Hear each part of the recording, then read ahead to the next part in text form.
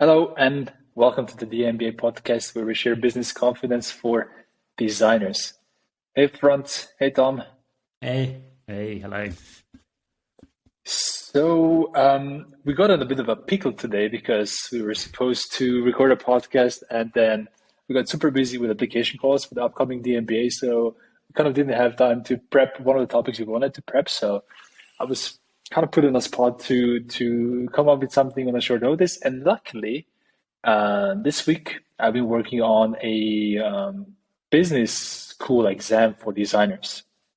So it's kind of an exam with just 7 questions where we put you in a situation, you as a designer, like a business situation, and then basically ask you a question, and then you have 4 options, and then you need to choose one of these 4 options. And if you get the question right, then you get 1 point, and you kind of show your business confidence. So since we didn't have another topic, we decided to unveil our producer, Tom, who's going to be now put on the spot. He doesn't know anything about the quiz. Completely on the spot, very much out of my comfort zone. Real surprise. So we'll see how this goes. Appreciate it. Happy to be the guinea pig. Also, side note, I haven't seen this quiz, so maybe even I'm going to be positive. Yeah, so I did see the quiz, but we didn't test it yet. So this is going to be a nice test. By the time this episode is out, I'm guessing the quiz is also going to be on our website, which is d.MBA/quiz. So this is going to be kind of a test. So let's see how it goes. And if you want to take it, stop this podcast now, go to the website, take the quiz, and then come back and listen to this. And another way is also to stop the podcast throughout. Okay, you hear the first question, stop the recording, you think it through. I think it's B. And then you click play and you see what Tom thinks. And then you click further play and you see what Franz thinks. Actually, let's do it this way.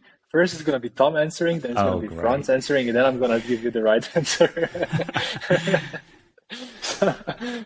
Let's go in sequence. Okay, so rules of the game is 7 questions. Each question has 4 options, A, B, C, D.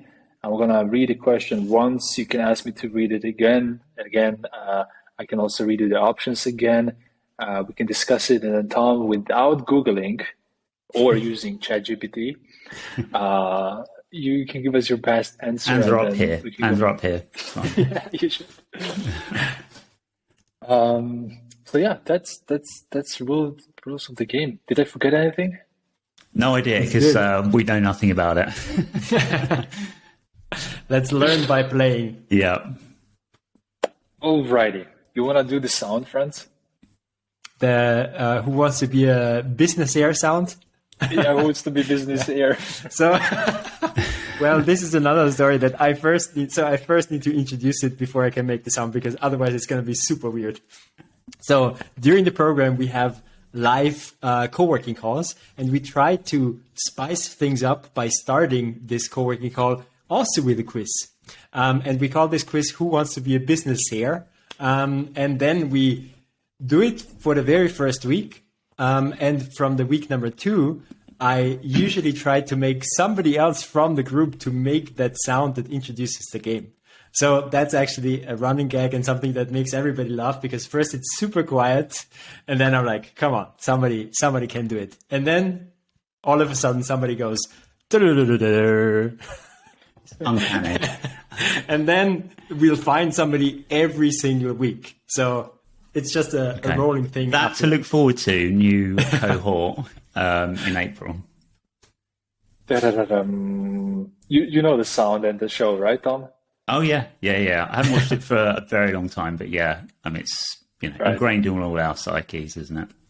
Yeah. So let's see. I think there's a version for every country, right? There is, but the sound is always the same. I know. Yeah. I think. Let's see. Alrighty. So let's imagine that Tom won the. How is that game called? Like before you get in the hot seat? Is it the fastest finger? I can't remember now. Fastest finger, something like that. Yeah. Congrats. So Tom had the fastest finger. Oh, one thing about it, Tom, is Tom did the d.MBA. So I did. A lot of these questions are based on the d.MBA curriculum, so probably it's going to be easy for him, but depends how good my memory is. It's a couple of years. Alrighty, first question, Tom. You ready? Mm-hmm. Born ready. So here is the scenario. You are pitching a rebrand project to a C-level executives, and one of them asks you, what ROI can they expect? What is she asking you about when she's talking about ROI? Option A, return on investment. Option B, rate of increase. Option C, rate on return on income. And option D, rate of impact. So those again, are my options. You're pitching to rebrand project to C-level executive, and one of them asks you about the ROI of the project. So A, B, C, D. I don't think I need to phone a friend, thankfully. I'll save that for later. I think, Alan, I'm going to go with return on investment. Is this your final answer, Tom? It is. You're going to lock it in? Lock it in. Alrighty. Okay, so Tom is locking in A, return on investment. What does Franz think? I agree. Return on investment? Yeah. Alrighty, so point. A big reveal. Correct answer. Congratulations, Tom. You won your first point. Phew. I think we should alternate who answers questions, by the way. I think it should be Franz next. Just saying.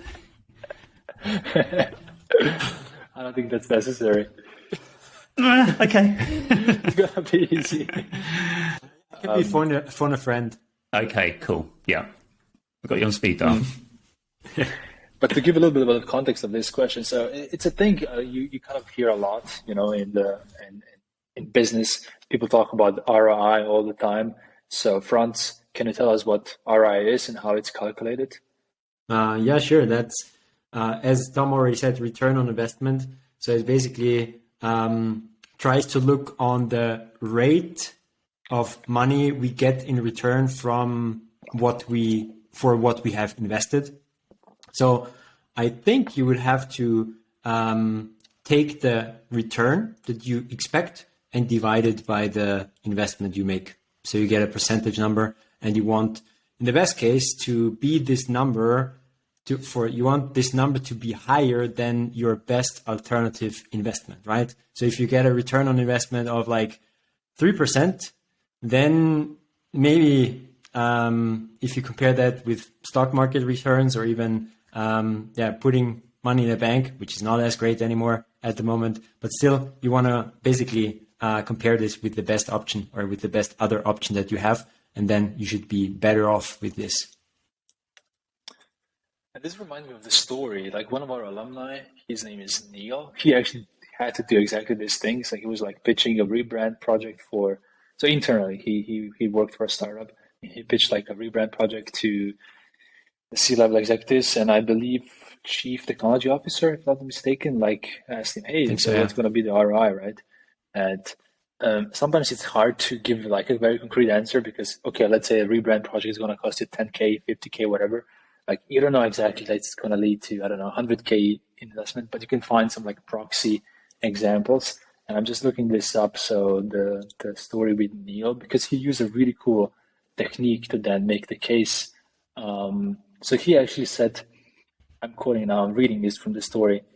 So I did some research and found out that many companies like Uber, Spotify, Slack, and N26 did the rebrand shortly before their IPO, which contributed to an increase in their valuation of up to 51%.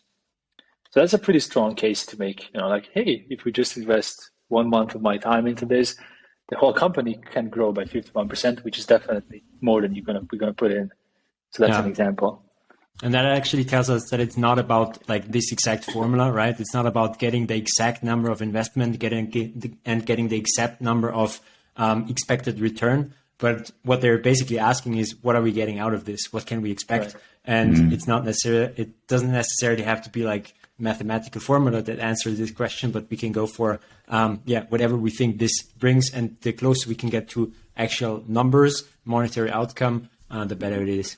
And it's notoriously hard to calculate. I think sometimes we it feels like too much of an ask to come up with numbers, like you say. I think it can be just a useful thought exercise and framing about, okay, what other benefits can I try and express around this? So I've been working on this recently with a client where it's in financial services, and we're talking about improving the look and feel of a kind of business critical user interface that advisors use, so financial advisors.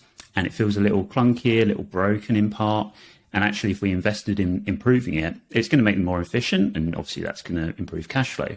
But also the perception of security and quality, and someone likely to recommend that product or that company, all of those factors as well, which, you can try and quantify a little. But I think just having that framing of, okay, I need to think about what the benefits are. If you can do financial ones, great, but it is more broad than that. 100% agree. Yeah. A lot of times it's just like listing out the potential benefits. Nice one. Alrighty. I think we gotta speed up, because if we keep this pace, then it's gonna be a 70-minute podcast episode. Nice one, Franz. Keeping us honest. Question number 2. A CEO has announced that your design agency has a new product or service line and the business strategy. So your agency came up with a new offering and a new strategy. Which of the following can't be a part of CEO's strategy because, well, it's simply not a business strategy? Option A, low cost approach. Option B, design thinking. Option C, differentiation. And option D, focus. So which of the following is not a business strategy? I'm going to go with design thinking. Interesting choice, Tom. Are you locking it in? It's locked in. I can just hear a lot of people like listening. Like, no, how can you say that? It's so great. Design thinking. How can it not be a strategy? It is our strategy, right? So what do you think, Franz? Yeah. Tom got it. Design thinking is not a strategy because everybody can do it. And strategy is all about making decisions that are trade-offs, right? So you need to find a thing that it can't be easily copied. And an example of that is differentiation and low cost. And low cost means that a company is trying to be the cheapest, and differentiation means the company tries to be the best. So by definition, differentiation and low cost are trade-offs. And design thinking is something you can apply to either differentiation or to low cost strategy. So it's an example of a best practice, and best practices are not strategic choices. They're just things on top. Did I get this right, Tom? Sounds good to me. I'm just relieved it's 2 for 2 so far. Yeah, you're doing great. You are the face of the d.MBA alumni community now, so make us proud. Come on. Alrighty. Anything else on this strategic topic, or are we moving on to the third one? If you want to know more about this, read Porter's Generic Strategies. Exactly. Yeah. Michael Porter. Alrighty. Third question. So Tom, just close your eyes and imagine. Imagine that you're working for Figma, and that your job is to differentiate Figma, so your product, better against indirect competitors. Okay? So not direct, but indirect competitors. So which of the following companies is an indirect competitor you need to design against? So you want to differentiate against them. Option A, Sketch. Option B, Adobe XD. Option C, Canva. And option D, Exure. I'm not sure if I'm pronouncing this correctly, the last one. I am going to go with Canva on this one. That was fast. Can you walk us through your thinking process, Tom? My thinking with it is all the other tools are, I would consider them sort of professional tools. You know, if you are a designer by trade, you've probably got subscriptions to one or more of those. Use them on the regular. That's how you earn most of your money. Canva, I think positioning wise is far more broad. I think it's used by people across all kind of job roles, a lot of marketing people, a lot of comms people, and I think it's aimed more at the broader audience, and almost isn't positioned as a design tool per se. So it has this position in the market where it's kind of seen as something creating great creative, but it kind of holds your hand. It's template based. It gives you very strong guide rails that us as designers who feel confident with the likes of Figma and Co would probably find a little restrictive, maybe a little threatening, depending on what kind of design work you're in. But yeah, that's my thinking. I don't know whether I'm right or not. Sure. Maybe first, Franz, do you agree?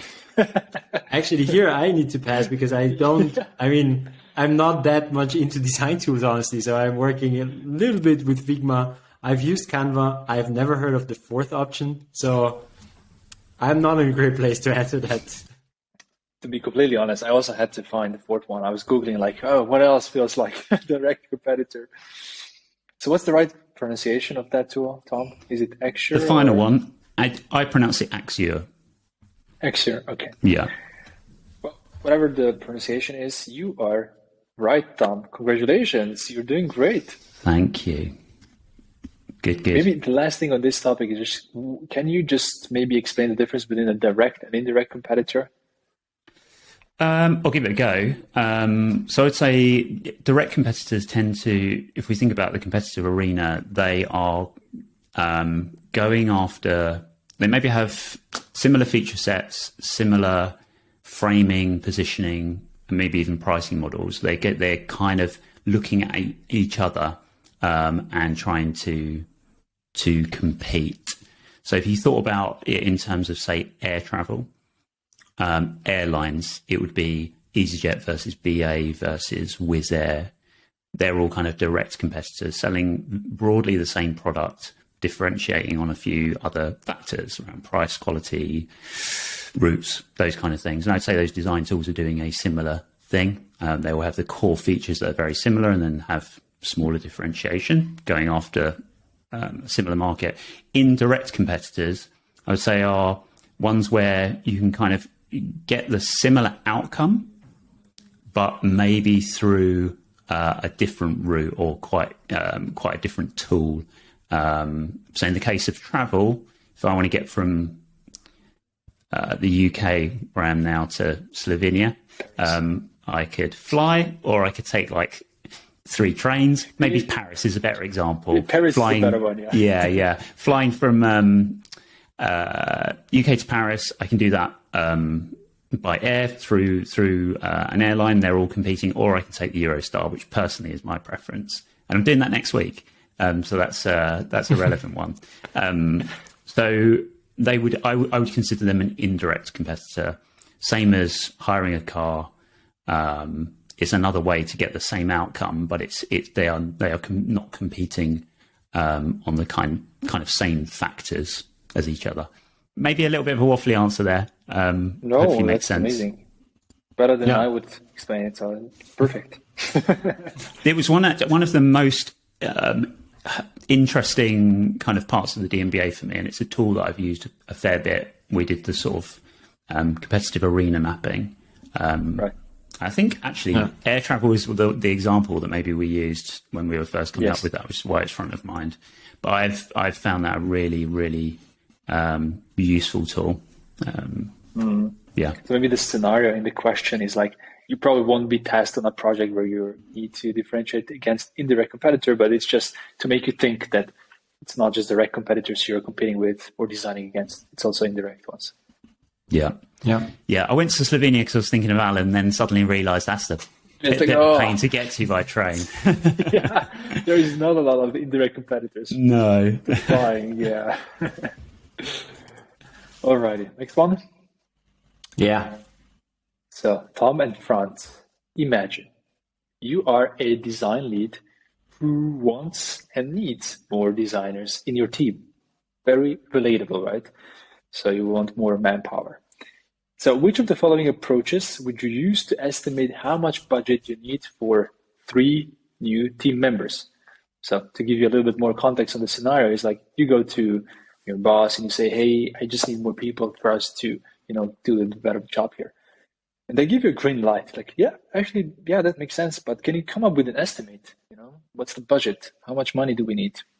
So which of the following approaches, what we call prototyping with numbers, makes most sense to estimate how much money you need for the 3 new team members? Okay, so here are the options. Option A is something called left to right, approach called left to right. Option B is right to left. Option C is top down. And option D is bottom up. I'm going to let Franz go first on this one. Yeah, I'm drawing a bit of a blank here. This one's got me a little more having to think on it. Yeah, Do you want and I get it why, because it's very specific also with the terminology. And I think as soon as we go deeper into what these options mean, it's going to be clear. Because first, left to right and right to left don't exist in this concept. So there is nothing that I'm aware of that exists. But then there is bottom up and top down calculation, which we can use also, for example, for market sizing or for anything else we want to prototype. So if we go bottom up, we try to think of the smallest piece that's known to us and try to extrapolate to the goal that we have. So for example, for these 3 people, we start with 3 people. These 3 people need, or basically I need first one person needs a salary, one person needs maybe a workplace, one person needs maybe a computer, they need some other tech setup, there are some costs on top for the company. So I add that up for one person and then I multiply it by 3. So I have my basically numbers prototype for what it would cost me to hire 3 new designers. So, and then you can go creative on what does it actually cost, right? So it's not only salary, it's workspace, it's computer, it's maybe onboarding, time that needs to go into that. And then headhunting. So we try to craft that for the smallest case, and then we multiply that with the number that we have, which is 3 in this case, and then we have the final number. So that's bottom up, and we can do the same for like everything that we have that is more graspable. Exactly. And to give an example, a top down would be like, okay, our company is already 100 people large, and you just kind of ask somebody from the finance department, okay, how much money do we spend per month for salaries? And let's say it's, I don't know, 10 million, and you just need to divide this. Okay, public math is the worst thing to do, but like, I don't know, 10 million divided with 100, whatever it is, it's probably too much. Wait, I think it makes more sense to be a million. I'm thinking 100 people. Yeah, that makes more sense. A million divided by 100, that's what? 10,000. Franz So is if it's frantically getting his calculator out.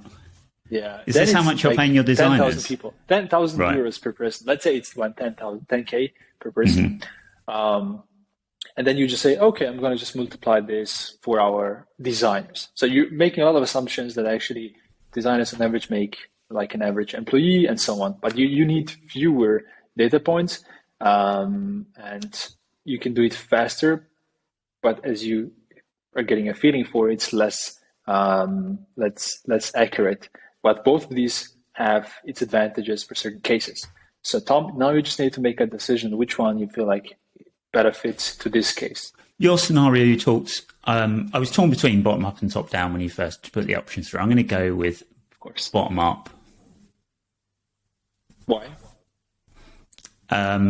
Because of the reasons Fran said, the detail of what was going into all of the different financial factors that would contribute to that, and then rolling that up and finding the total and how much that would extrapolate out. I thought it was a really good explanation of it, by the way, friends. Yeah, and so I hope it's right. It is. Cool. Yeah. If we got the data, then it's usually easier to do it bottom up. If we're like, I don't know what a salary could be, then we maybe want to start with a huge number from the top and divide it by divided by the cases that we want to look at.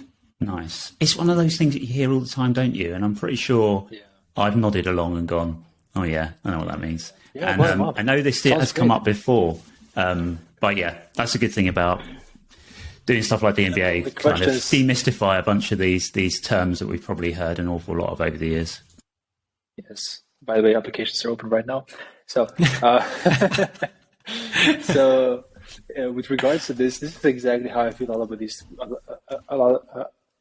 a lot of these words. You know, like you hear them in the meetings and you just go along nodding, but like if you just knew a little bit about what is being said, you could contribute better. So one of those is bottom up, and we have another one coming very soon.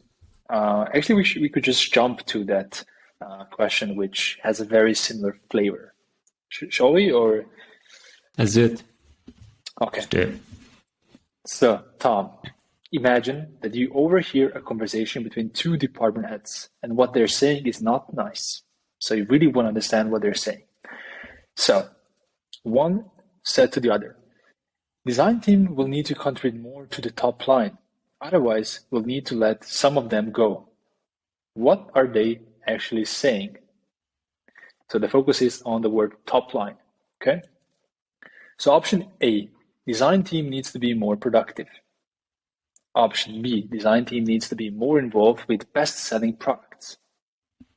Option C, design team needs to focus on strategic topics. Option D, design team needs to help generate more revenue. Alan, I'm going to go with the last answer, more revenue. Interesting choice, Tom. Can you tell more about your reasoning? Top line to me is like the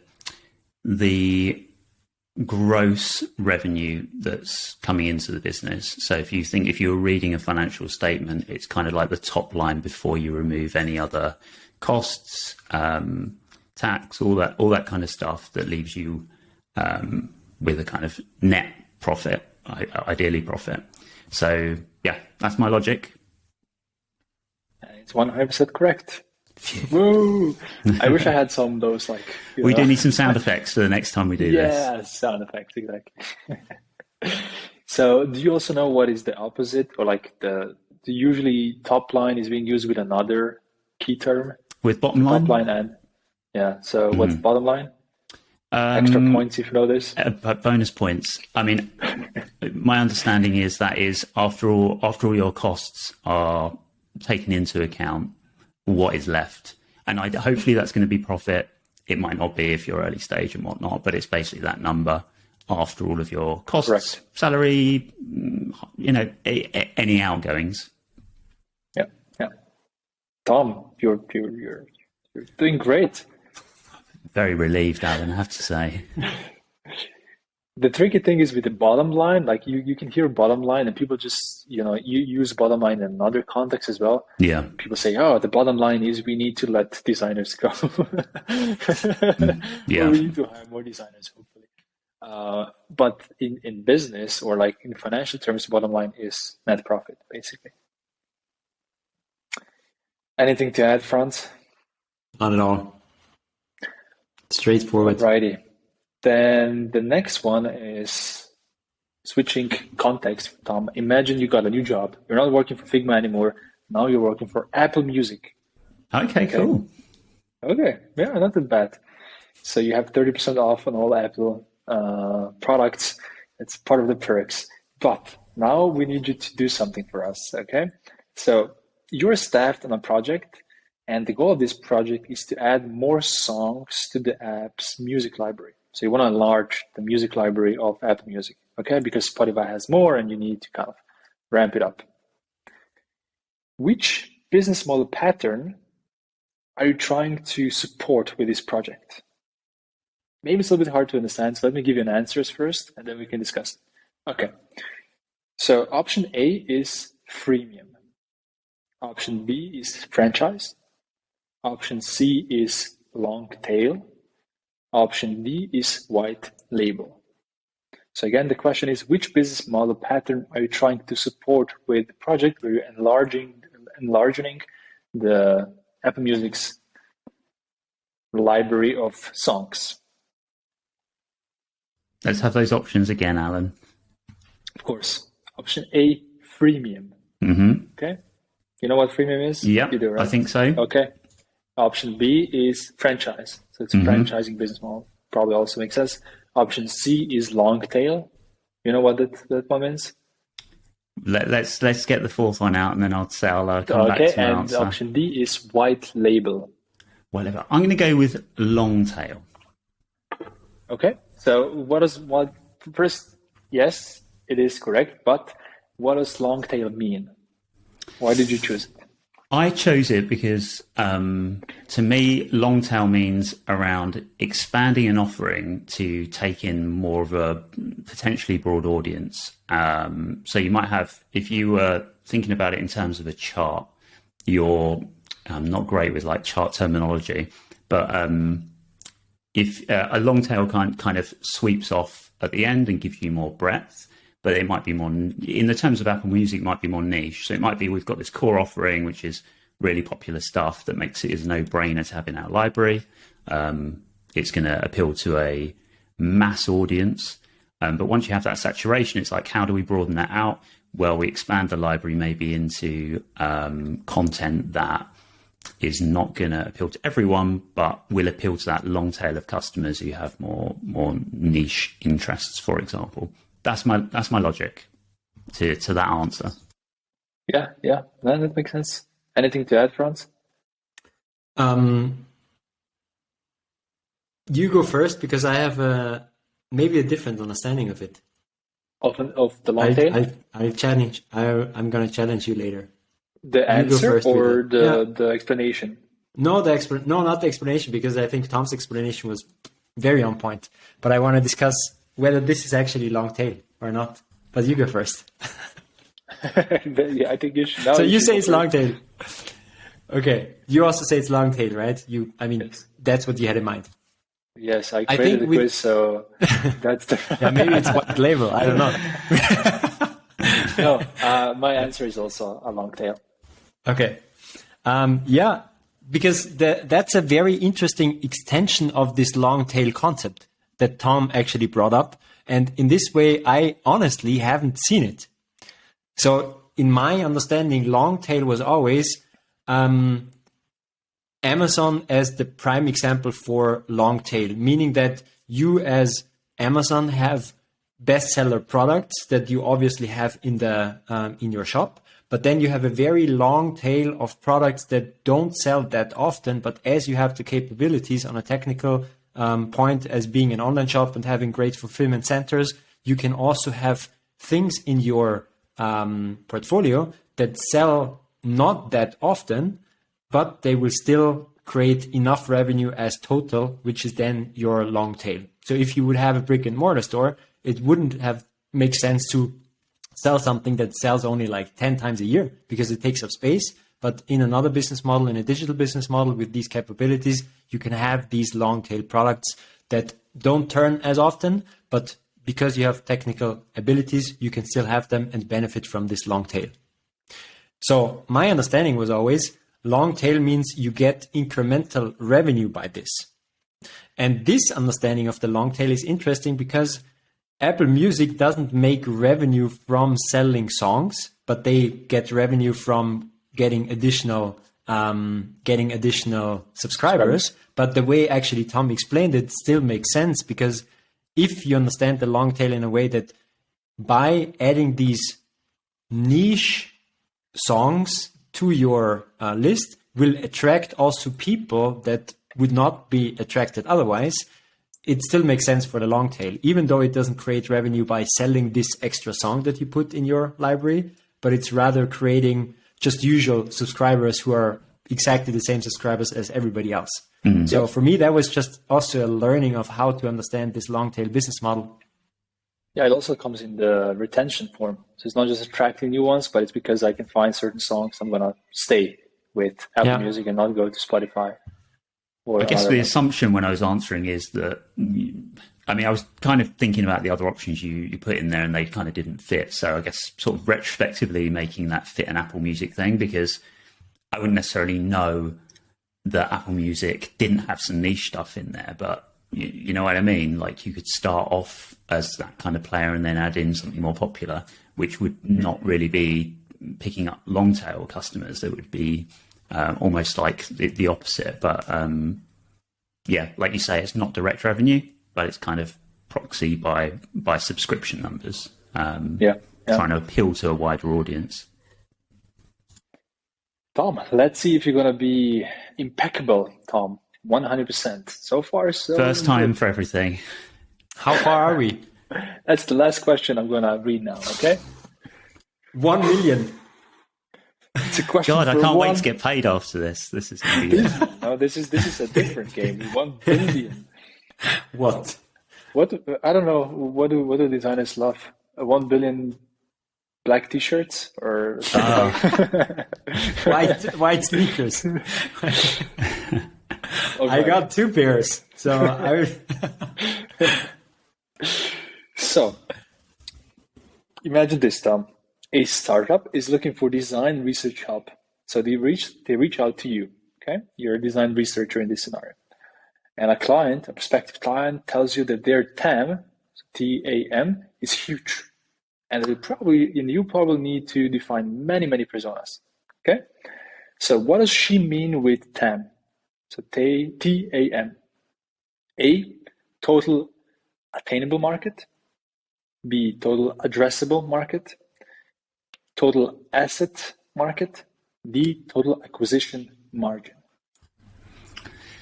If my memory serves me correctly, I believe it's total addressable market. Any reasoning or just like...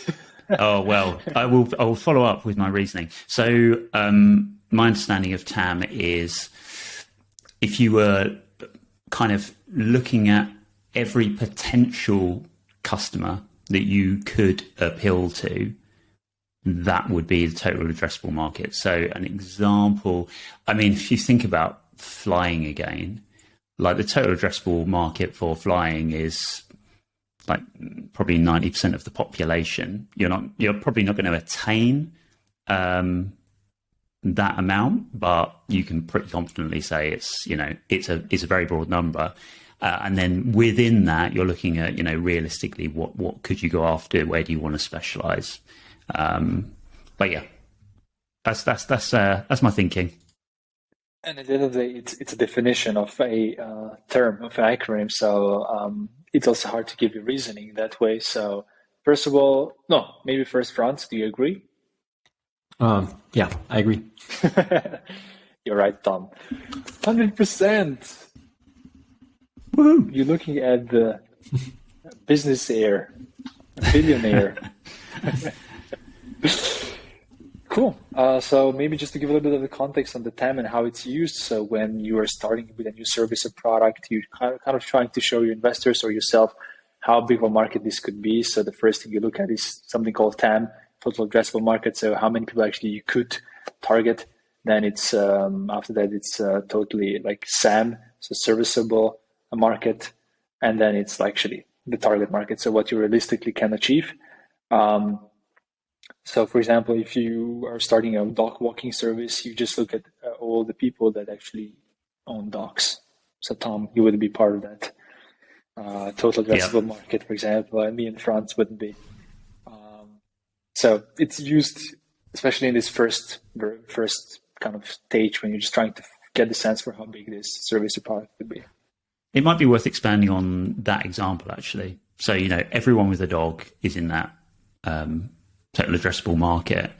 If you're kind of paring down from there, right, as far as like dog walking goes, how would you start factoring down and going, okay, this is actually what we can expect to try and go after within that total addressable market?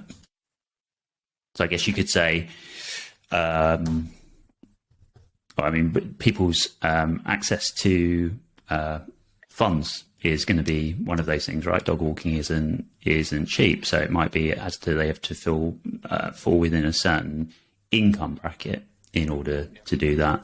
Are they within a certain age bracket where they maybe are still working and aren't available to walk their dog during the day. So they need someone to come in and look after it. And you can see, okay, I'm now targeting people who are employed within a certain age range, who have a certain disposable income. And you can see how that starts through your research, focusing in on that smaller market within the TAM that you could start to go after. Nice one. So that's then the addressable market, right? So when you have the first step of total addressable market, then you have the serviceable addressable market, which is the one that are actually in these brackets of being interested because of certain factors that you just mentioned, Tom. And then the last one is some serviceable obtainable market, which will be then the people that you will actually be able to attract. So this is then your projected revenue in the end. Yeah. So I would be in there. Shout out Rory, my dog. Say hi. Give her a pet. He's actually ironically he's at daycare, which is another option. So. So it looks like we're going to have to do a second version of the quiz for you, Tom. A slightly harder one. Yeah. Jeez, I think so. I might retire. I'm a trillionaire now. I don't need to do this anymore. So. Cool. So for the listeners, I hope you enjoyed this one and you got, as Tom, everything right. But if you didn't, you should consider maybe joining the d.MBA. It's just around the corner. We're starting on April 17th. So to learn more about the course, head over to d.MBA/course, and to apply, head over to d.MBA/apply. And even if you got everything right, we are going deeper than that. Yeah, sure. Even if you got everything right. Good point. You're welcome. Yeah.